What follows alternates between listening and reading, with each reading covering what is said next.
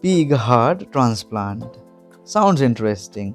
Yes, this is a ray of hope to all those patients who are living with organ failure.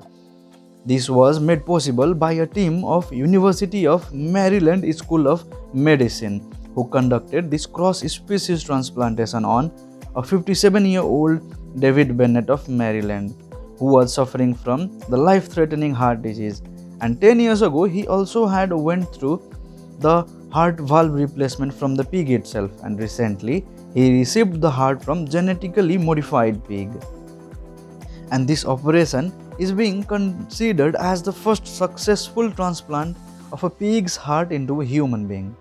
And this operation lasted for about 8 hours, and even after the 48 hours of the transplantation, David Bennett did not show any kind of rejection response.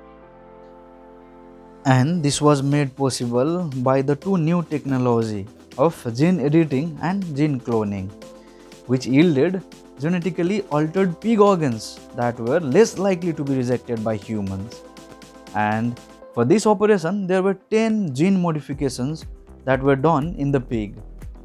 4 genes were removed, or let's say that were inactivated, which means those genes which were coding the rejection molecules or growth molecules which would be risky even after the transplantation. So those genes were removed or inactivated, and the next 6 genes were added into the pig genome. So human genes were added into the pig genome, which made it more acceptable and less likely to be rejected. And in the history of organ transplantation, so many attempts have already been made. So many attempts have been successful as well, and the xenotransplantation or cross-species transplantation has helped the humanity to the greater extent.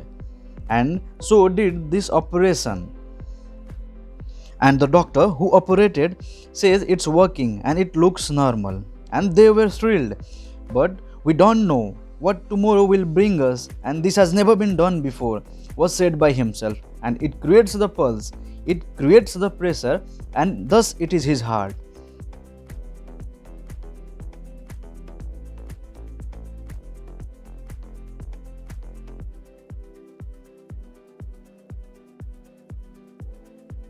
And this gives hope to thousands of people around the globe. And if this transplant becomes successful, it will prevent many deaths due to the organ failure.